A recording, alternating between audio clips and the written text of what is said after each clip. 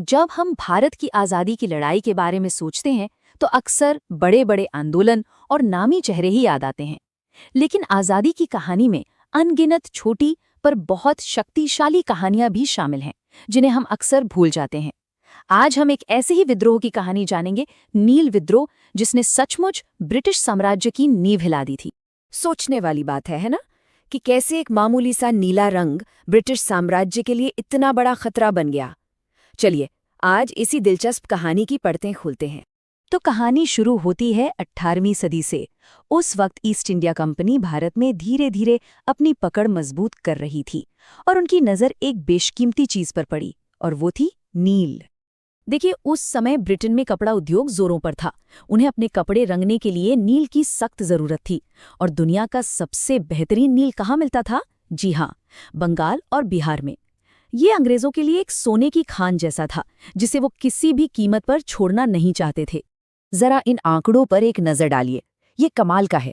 साल 1800 से पहले ब्रिटेन अपनी जरूरत का सिर्फ 30% नील भारत से लेता था, लेकिन महज 10 साल के अंदर, सिर्फ 10 साल में ये आंकड़ा उछलकर 95% पर पहुंच गया। मतलब ब्रिटेन पूरी तरह से भारतीय नील पर निर्भर हो चुका था। अब नील में मुनाफा इतना जबरदस्त था कि कई बड़े बड़े ब्रिटिश अफसरों और व्यापारियों ने अपनी अच्छी खासी नौकरियां छोड़ दी और भारत में नील के बागान मालिक बनने आ गए। और बस यहीं से शुरू हुई भारतीय किसानों के शोषण की एक दर्दनाक कहानी।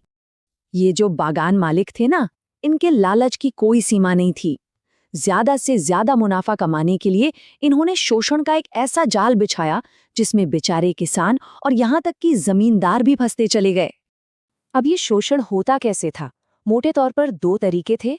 पहला, सीधी खेती, और दूसरा, जबरदस्ती जमीन पट्टे पर लेना। पर नाम भले ही अलग हो, नतीजा एक ही था, किसानों की पूरी बर्बादी। तो सीधी खेती में क्या होता था? बागान मालिक अपनी ही जमीन पर, जो अक्सर हड़पी हुई होती थी, मजदूरों से जबरदस्ती नील उगवाते थे। और दूसरा तरीका, उसमें वो जमींदारों पर दबाव डालते थे कि वो अपनी जमीनें उन्हें किराए पर दे, और फिर उन जमीनों पर भी वही शोषण का खेल चलता था। ये पूरा सिस्टम एक दलदल की तरह था। किसान, मजदूर, यहाँ तक कि छोटे जमींदार भी, सबके सब कर्ज और गरीबी के ऐसे दलदल में धंस गए जहाँ से निकलना लगभग नामुमकिन था। और जब जुल्म इतना बढ़ जाए तो क्या होता है? विद्रोह की चिंगारी भड़कती है। और वही हुआ। जब पानी सिर से ऊपर चला गया तो लोगों का दबा हुआ गुस्सा एक संगठित विद्रोह बनकर फूट पड़ा। बात है 1858 की। किसानों और जमींदारों ने एक साथ मिलकर फैसला किया, अब और नील नहीं उगाएंगे। बस यहीं से शुरुआत हुई। नादिया जिले के गोविंदपुर गांव से दिगंबर और विष्णुचरण बिस्वास जैसे स्थानीय नेताओं ने आवाज उठाई, और देखते ही देखते ये चिंगारी पूरे बंगाल में आग की तरह फैल गई।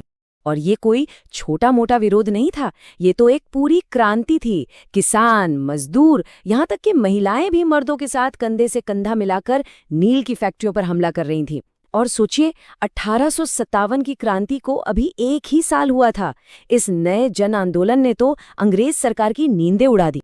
तो अब सवाल आता है कि जबरदस्त विद्रोह का आखिर नतीजा क्या निकला, और भारत की आज़ादी की लड़ाई में इसकी क्या जगह है?